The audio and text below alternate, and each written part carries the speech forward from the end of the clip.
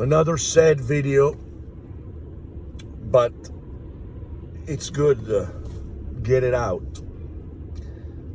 Just like the blues, you sing the blues to get rid of the blues. Speaking of blues, we lost an emperor of the blues. What a musician, what a vocalist, songwriter. I was fortunate to be in his band in 2019. I'm talking about Joe Louis Walker. 75 years young, just left us.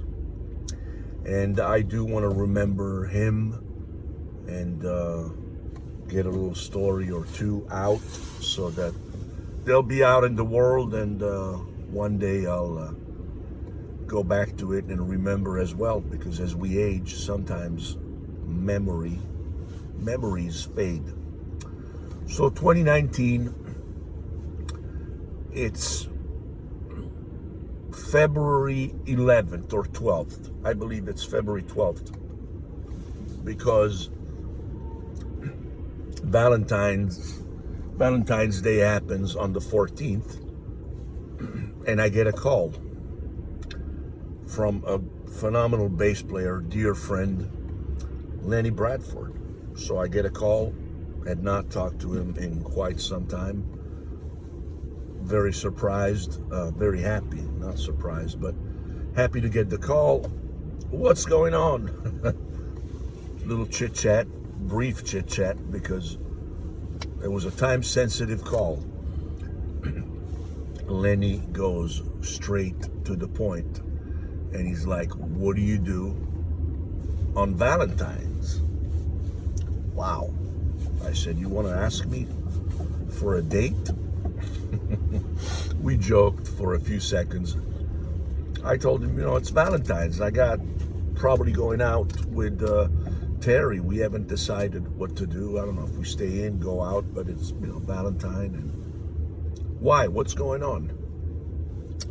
He said, you want to play with Joe Louis Walker? Whoa. Now, Lenny had been in the band for a few years, and of course, I knew all about it. Great bass player, also super active on social media, so I would see photos of the band and videos traveling the world. As a matter of fact, 4 years prior to that, in 2015, I happened to be in Spain on vacation, and I'm not sure. Yeah, well, through Lenny's posts, I happen to be on Facebook, and I see that Joe Louis Walker, the band, including Lenny, they're in Barcelona. That's exactly where I am. Not only that, I look at the place of the performance, the club, and it's literally a 5-minute walk from the hotel where we were staying. So I'm like, wow, a no-brainer. So I go there, and that's the first time I met Joe. Took photos backstage, comped us, great show, amazing. Well, I gotta take it back. I actually saw the same band 2 years before then, in 2013. How could I forget that? At the Iridium in New York. I was in New York, and Lenny was, as now, from what you're gathering here in the story, Lenny was pretty much playing all over the planet all the time, as he should be, and he still will be. But at that time, I got to hang out with Lenny, a couple of photos backstage, the usual, but I actually did not meet Joe. So the first time I met him was in Spain, backstage. I was introduced. Sergio is a drummer, great drummer, thank you very much. And we took a nice photo, which I still have, incredible memories. Now in 2019, fast forward, I get the call. What do you do on Valentine's? I told you that. Of course, want to play with Joe Louis Walker? Wow, goes without saying, yes. So now I only have a day and a half, 2 days to prepare, okay? And I do my best, listen to the music they tell me, These are the songs. Go on YouTube, check out any live versions. You can go online, check out some live versions, and of course, some different, slightly different arrangements, some different endings. It's a band that has been together for a long time. Also different bands, different lineups.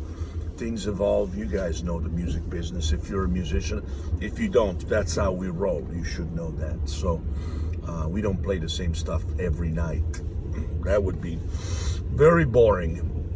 And then plus, music evolves. You know, musicians are always trying to do the next thing. Anyway, I learned, you know, jot down my notes, endings, whatever I need to do. Plus, I got LB, Lenny Bradford. I've played with him many times. Solid, reliable, great body language. It's like the ultimate GPS for a drummer. The ultimate GPS. I mean, you know, you can't, it's like if you listen, pay attention, and watch that man, there's no question where the groove is going to be. Period. So, in a way, I wasn't too stressed about it, but I still was stressed about it because now I'm playing with a legend, and it's a big venue in Plymouth, Mass, at the Spire, and this is 2019. So we finished the set. By the way, there was also a special guest. His last name is Coriel, and I can't think of his first name now, but he's Larry Coriel's son, great guitar player. Can't think of his first name. So had to play a couple of his songs as well. Great show. We finished the show. Energy's through the roof. We're in the dressing room, and Joe tells me I did a wonderful job. More photos, and then while we're sitting down, he said, "Do you have your calendar with you?" I said, "Yeah, I do. It's my phone.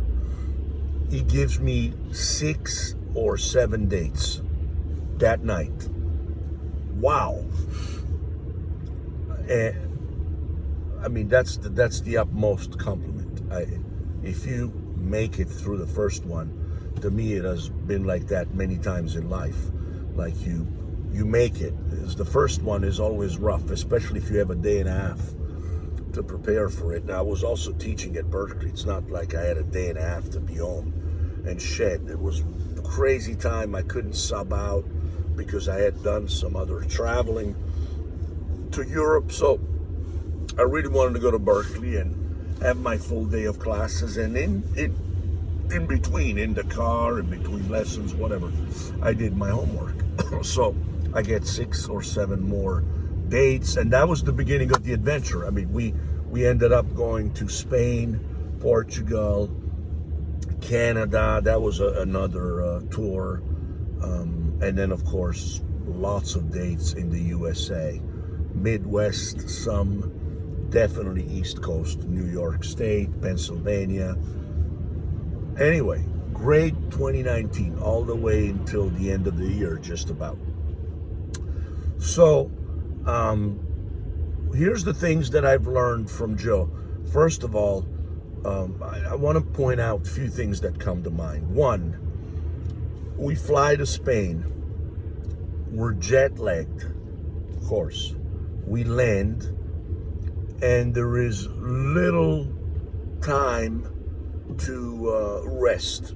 Some flight delays, I believe. Anyway, we go to the hotel for a quick check-in, maybe a half-hour nap or a shower, whatever. Go there, sound check, line check, whatever. Then we're in the green room talking about the set list, doing some vocal rehearsals. Those were very important in the band. Joe really cared about background vocals, and a lot of the times we would spend more time on that than the actual, in my case, playing the drums. So we warm up, we get our voices together, try to at least, and then we go on, and On that trip, I was actually also not feeling very well, but I don't want to, get away from the story. I'm weak, but I'm also jet lagged and tired, and so is everybody else in the band. Bruce Bears was with us on keyboards. Brucha, great, amazing keyboard player that lives in the Boston area. So that was the main quartet. A few times we had a different keyboard player, but it was always me, Lenny, Joe, and then rotating keyboard players. But Bruce was our main guy, and he did most of the ones that I did. So we're pretty beat up. Now, we, as in the trio, Joe that night delivered, in my opinion, one of his best performances, at least of the ones that I was on. I couldn't believe, and he was almost 70 at the time, I could not believe the energy that he had and the delivery, song after song, lick after lick, jumping, moving around, grooving, giving us energy too. He was the man that would just turn around, give you one look, and tell you with that look what to do or what not to do. We'll get to that. So I was really impressed, and in fact, I told him at the end of the show, I said, Joe, how do you do that? And he said, well, sometimes it still happens, he told me, but it used to be like this all the time. All the time. He said it twice, all the time. That was a profound lesson for me. The commitment, the energy, the desire of delivering, and then, the results, right? Successful artist, going places and always getting a good crowd, selling merchandise, and of course, as I said, Blues Hall of Fame, Grammy nomination with a great album that contained so many beautiful songs. One in particular, one of my very favorite songs, in fact, I think my number one favorite song from the book that we played at the time, was a song co-written by Joe and Lenny Bradford called Black and Blue. So check it out if you're watching this. Black and Blue, Joe Louis Walker. What a song. You can't even put a label on that. Just wow, fine music. So, well, with Joe, it was about getting messages in the green room when we had time to talk before a show, sometimes at an airport. One time he told me a great joke about the difference between a jazz musician and a blues musician. I already knew there was a joke built in, but I waited for him to tell me because I had never heard that, but he told me, the jazz musician would play 2,000 chords for 3 people, and the blues musician would play 3 chords for 2,000 people. Funny stuff. One of the most profound lessons that I got was about what Joe called combinations. He referred to combinations as, in my particular case, the drummer playing fills, doing that stuff that on any instrument we learn how to do, practicing, doing it, and it's really combinations of whether you combine notes, rhythms, in any way you want on your particular instrument. That's what we call combinations. Some people call it patterns, licks. He used combinations. I'll remember that. And it was very visual because he actually gave me a little air drumming. He said, you can do this, you can do that. I know you can do all of that. And I love it. he said, but one thing you want to be careful is when I'm doing my own combinations. See, he talked about combinations for his own stuff as well. If you do your own while I'm doing mine, the chances that our combinations are going together are very slim. What works best is that when you hear me doing a combination, filling in, that's when you don't do it. But if there is a space and I look at you and it's your spot, whether it's 1 bar, 2 bars, 1 beat, whatever it is, that's when you can play your best combinations. Now you might say, blah, blah, blah, ha, ha, ha. We heard this many times and you should have known better than that. This, okay, well, maybe. The truth is, those words really resonated with me. I don't care. I was 50 years old. I don't care if somebody gives me some good advice. When I'll be 80, I'll take it to the bank.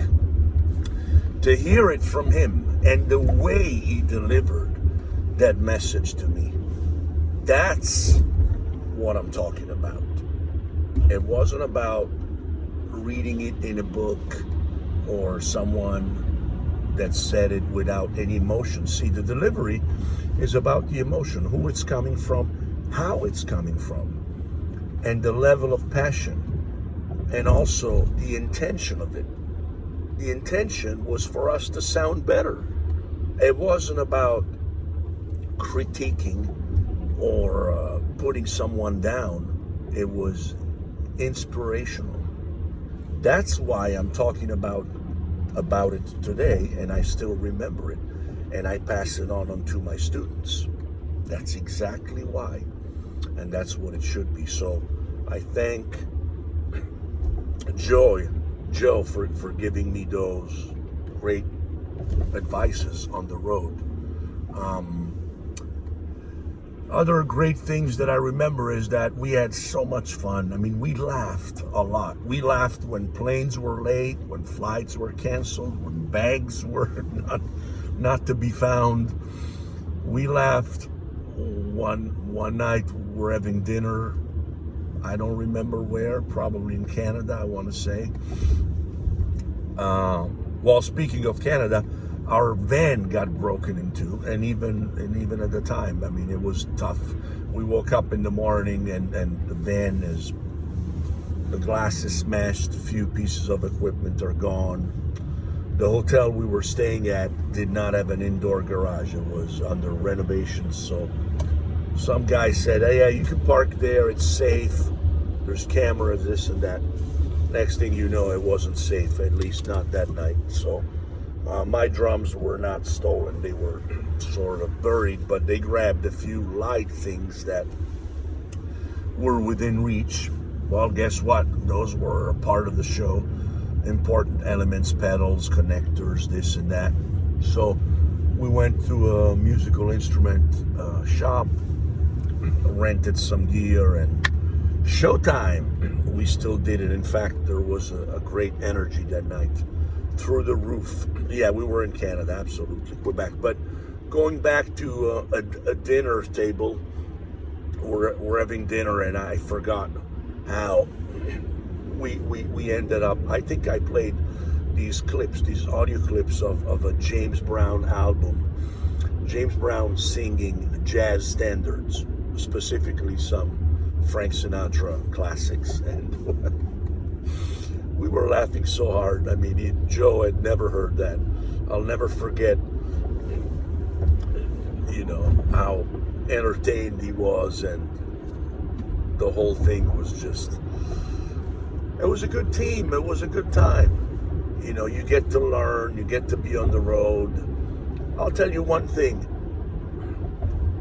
Not only these teachings came through some of these practical and verbal advices, but a lot of times his body language. First of all, hearing his group setting up the songs. Between him and Lenny, that was like, wow, talking about GPS. Woo. in the lane, big time, in the groove. But a lot of times there would be a look of, I'm digging it, and a look of, not yet, don't do it. So his body language and his communication with me was hands-on, literally, because I'm playing and I'm keeping an eye on the boss, coaching. But really, when I came back from this 1 year of dates all over the map, all over the world, I was a different drummer. Not my technique, not my chops, not my facility on the drums, not my reading, not my polyrhythms, not my dexterity, crossovers, none of that. What improved was my listening skills, my commitment to the music, and my respect for what everybody else in the band was doing. And having developed this vision of the team, of the whole, and we are only as good as a unit and not as individuals, what we are delivering. And that started in the dressing room with trying to harmonize the voices and come out as a chord, whether it was rehearsing in the car with Lenny or in the dressing room with everybody else, to the playing and the groove and the balance. Okay? Also, Joe had a great way to sometimes give messages. A couple of times asked me if I could hear the bass in the monitors.